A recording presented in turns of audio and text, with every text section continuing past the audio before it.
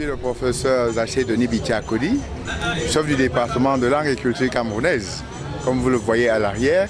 Et nous sommes très ravis d'avoir été invités à ce festival pour un stand d'exposition des ouvrages en langue camerounaise. Et s'agissant de l'alphabet général des langues camerounaises que nous utilisons à l'école normale supérieure et qui nous permet actuellement d'écrire toutes les langues du Cameroun avec efficacité, autant pour celles qui ont des tons que pour celles qui n'ont pas de tons, nous pensons que la création de cet alphabet en 1979, ça fait déjà beaucoup d'années aujourd'hui, a été vraiment d'un apport capital pour la promotion des langues et des cultures locales. Parce que l'alphabet a permis d'harmoniser les systèmes d'écriture de toutes les langues du Cameroun. Et il n'y a pas une seule aujourd'hui qui soit écrite et qui le soit dans une orthographe ou alors dans un alphabet autre que l'alphabet général des langues camerounaises. Donc je salue ici les promoteurs de cet alphabet en 1979.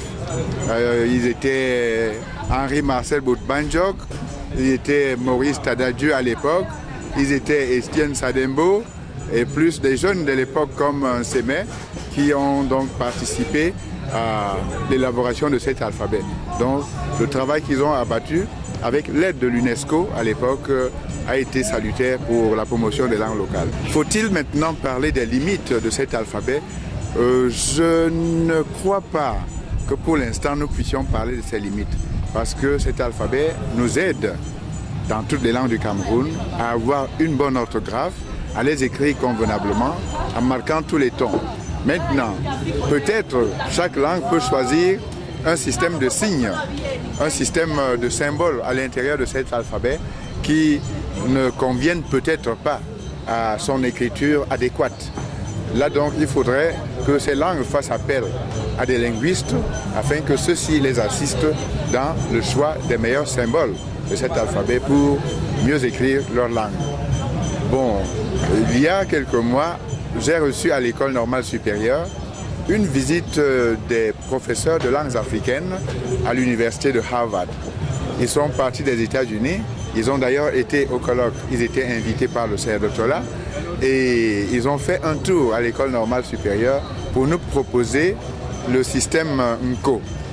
Nko, ils nous l'ont montré, ils écrivent de la gauche vers la droite et en caractères qui ne sont pas très différents des caractères arabes. Alors que nous autres, nous écrivons de la gauche vers la droite, eux ils vont de la droite vers la gauche, effectivement. Donc il nous a paru très difficile d'adopter un tel alphabet pour l'instant, parce que l'alphabet général des langues camerounaises nous satisfait jusqu'à présent. Donc pour cet alphabet, je pense que c'est l'essentiel que je puis dire. Maintenant, le problème que je peux signaler par rapport à cet alphabet, c'est que les machines qui nous permettent d'éditer facilement les ouvrages ne sont pas toutes équipées de cet alphabet général des langues camerounaises, bien qu'il soit déjà sous la forme d'un logiciel que l'on peut installer dans tous les ordinateurs. Bon, particulièrement, moi je l'utilise au quotidien puisque je saisis tous les documents dans les langues camerounaises dans cet alphabet, mais il demande un petit apprentissage primordial avant de pouvoir l'utiliser vraiment avec aisance. Et les éditeurs locaux, particulièrement, ne sont pas tous formés à la saisie des documents dans cet alphabet général des langues camerounaises. Et l'autre difficulté, c'est qu'au Cameroun, jusqu'à présent, nous n'avons pas une maison d'édition de livres ou alors de manuels scolaires dans les langues locales. Et cela pose un sérieux problème. Parce que si vous portez votre manuscrit en langue française ou anglaise chez l'Harmattan, l'Harmattan peut accepter de l'éditer à ses propres frais et à le mettre en circulation sur la base, et en vous promettant donc des royalties après la vente d'un certain nombre d'exemplaires. Mais jusqu'à présent, aucune maison d'édition, même pas l'Harmattan, ne peut s'engager dans une aventure pareille pour une langue camerounaise qu'on écrit intégralement en langue camerounaise. Parce qu'il trouve que c'est un risque énorme d'éditer un ouvrage qui ne va pas être écoulé, qui va être donc en stock. Et là, finalement, ils ne pourront pas le vendre et ils ne pourront pas vous verser des royalties après. Raison pour laquelle, chaque fois qu'on s'est présenté avec un ouvrage chez eux, auprès d'eux, ils ont exigé que ce soit à compte d'auteur. C'est-à-dire que l'auteur lui-même s'engage, qu'il prenne le risque de mettre son argent dans cette aventure, quitte à ce que l'ouvrage ne soit pas vendu plus tard. Donc il nous faudrait parvenir à l'édition des manuels scolaires dans les langues camerounaises, à l'édition de tous les écrits, des romans, des poèmes, etc., dans les langues camerounaises, pour que ces langues puissent vraiment décoller au plan de l'écrit en utilisant cet alphabet général des langues camerounaises. Donc le jour où un mécène ou alors une maison d'édition acceptera de nous aider dans l'édition des manuels dans les langues camerounaises et avec l'alphabet général des langues camerounaises, vous verrez, il y aura un changement dans le paysage scriptural de nos langues. C'est tout ce que je peux dire pour l'instant. Le CERDETOLA est une maison d'édition. Peut-être c'est l'occasion de lancer cet appel directement. Bien. Puisque le CERDETOLA a déjà essayé avec le livre du Monseigneur. Oui, dans les langues.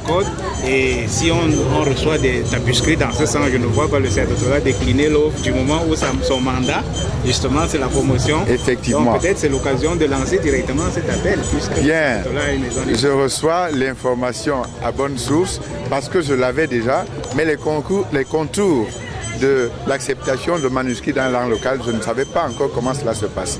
Donc, si maintenant le CERDETOLA, qui a déjà une maison d'édition et qui travaille avec le département de langue et culture camerounaise depuis très longtemps, qui a d'ailleurs soutenu merveilleusement le dernier colloque que nous avons eu à l'école normale sur l'enseignement des langues nationales, si donc nous avons cette possibilité maintenant d'éditer au CERDETOLA, je pense que c'est salutaire et nous ne pouvons dire que merci pour cette opportunité qui nous est offerte. Nous allons nous rapprocher de la maison CERDETOLA dans les jours qui viennent et nous pourrons donc éditer ces manuels dans les langues camerounaises telles que nous les avons préparées à l'école normale supérieure. Professeur, il y a un autre aspect. Vous formez les spécialistes, les enseignants qui vont sur le terrain oui. pour justement dispenser ces enseignements. Quel est le feedback que vous recevez de ces personnes, ces jeunes que vous envoyez sur le terrain? Je comprends très bien la question. Bien, je dois dire que sur le terrain, ça se passe relativement bien. Je ne peux pas dire très bien, mais ça se passe bien. Du fait que tous les 146 professeurs qui ont été formés à l'école normale supérieure et qui ont été affectés dans les établissements publics, dans les lycées d'enseignement général et les lycées bilingues par le ministère des enseignements secondaires, tous exercent effectivement leur profession de professeur de langue et culture camerounaise. Bon, là-bas, ils parlent de professeur de langue et culture nationale au secondaire. Et c'est toujours la même chose. Bien. Et les informations qui nous reviennent sur le terrain portent surtout sur la compréhension que certains proviseurs ont de cette nouvelle discipline. Dans certains établissements, les proviseurs ne comprennent pas jusqu'à présent qu'on leur envoie des professeurs de langue et culture nationale alors qu'ils ont besoin de professeurs d'allemand, de professeurs d'espagnol, de professeurs de mathématiques. Au point où, en accueillant nos produits, certains ont sursauté et ont demandé est-ce que c'est dans ce Cameroun que cela se passe? Qu'un enseignant se présente à eux, muni de son document d'affectation dans le nouvel établissement que l'autre dirige et qu'on lui dise qu'il vient là pour enseigner les langues et les cultures nationales. Certains proviseurs, je peux vous le dire, trouvent cela comme surprenant encore. Pourtant, je pense que l'information a bien circulé et que nos lois sont là pour encadrer cet enseignement. Mais dans d'autres établissements, par contre, tout se passe à merveille. Au lycée général Leclerc, par exemple, qui a été l'un des premiers établissements à accueillir cet enseignement, il n'y a plus de problème entre le corps enseignant des langues et cultures nationales et l'administration de l'établissement. C'est ailleurs, un peu dans l'arrière-pays, où on observe encore cela. Mais je pense qu'avec le temps, tout le monde comprendra que les langues et les cultures nationales ont bel et bien leur place au sein des établissements scolaires. Bien. On a également observé chez certains parents une certaine réticence. Je venais d'évoquer le cas du lycée général Leclerc, où à ses débuts, certains parents venaient intervenir en pleine salle de classe pour dire à l'enseignant que s'ils ont envoyé leur enfant au lycée général Leclerc, ce n'est pas pour qu'ils viennent apprendre les Wondo. Lui-même, il leur a interdit cette langue à la maison et il ne comprend pas comment à l'école on vient la leur imposer. Vous voyez un peu ce genre d'incompréhension-là. Mais là, l'enseignant leur demandait simplement d'aller voir d'abord la direction de l'établissement, c'est-à-dire le proviseur, et les censeurs, pour qu'ils expliquent. Et d'autre part, ces mêmes enseignants avaient carrément refusé d'acheter les cahiers de langue Ewondo et les livres de langue Ewondo à leur propre progéniture, disant que vraiment, ils n'accepteront jamais que leurs enfants apprennent une langue qu'eux-mêmes ne parlent pas et qu'ils ont interdit de parler à leurs enfants. Bon, lorsque ces situations arrivaient, le proviseur expliquait tout simplement que les lois de cette République aujourd'hui forcent tous les enfants à apprendre à la fois le français, l'anglais et une langue camerounaise qui devrait normalement être celle des parents. Et là où ce n'est pas possible, les enfants prennent une langue véhiculaire qui est propre à la région où ils sont scolarisés. Bon, donc, pour le reste, je pense que ça se passe globalement bien, et très bien d'ailleurs, dans tous les établissements où les élèves ont une ligne inscrite dans leur bulletin de notes. Langue nationale, une autre ligne culture nationale, une autre ligne art du Cameroun. Donc ces trois disciplines qui forment le domaine des arts, langue et culture nationale figurent bel et bien dans tous les bulletins, par exemple au lycée Leclerc, et dans tous les lycées où cette discipline a été introduite par l'envoi d'un enseignant ou de deux enseignants ou de trois enseignants de culture camerounaise. Bon, le seul problème que je peux également signaler, c'est le nombre d'élèves professeurs que nous formons chaque année face à la demande qui est très grande. Parce que, tel que le ministère des enseignements secondaires l'a prévu, nous devons former à l'école normale supérieure près de 8700 professeurs de langue nationale pour qu'ils puissent prendre la charge de cette discipline convenablement dans l'ensemble des lycées du Cameroun. Mais à l'entrée ici, comme vous l'observez tous les ans, nous n'avons que 20 places. 20 places et on vous demande de produire 8700 professeurs. Il faudra bien des générations pour qu'on atteigne ce chiffre un jour. J'aurais pris ma retraite au moins 5 fois. Donc l'avenir seulement nous dira si on peut augmenter le nombre de places à l'entrée au département de langue et culture camerounaise, étant donné que c'est une nouvelle discipline, elle ne devrait pas traiter au même pied que les disciplines anciennes qui ont déjà le nombre d'enseignants qu'il faut dans les établissements secondaires.